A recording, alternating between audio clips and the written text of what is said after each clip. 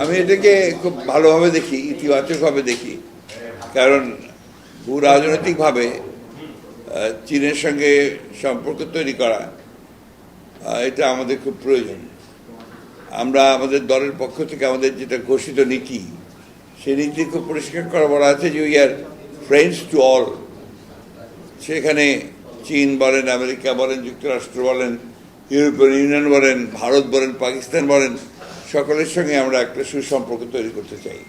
কারণ আমরা একটা ছোট দেশ, আমাদেরকে নিঃসন্দেহে সকলের সঙ্গে সুসম্পর্ক রেখেই আমাদের কাজ করতে হবে। আমাদের তো আপনার সুপার পাওয়ার না যে আমাদের কোনো আপনার কর্তৃত্ব দরকার বা আমাদের একটা আপনার ভূ রাজনৈতিক একটা বড় রকমের ভূমিকা পালন করতে, তাও না। আমাদের স্বার্থে যেটুকু আমাদের দরকার তার জন্য আমাদের অবশ্যই, বিশেষ করে রিসোর্সফুল দেশ যেগুলো আছে, সম্পদশালী দেশ যেগুলো আছে, আপনার যেমন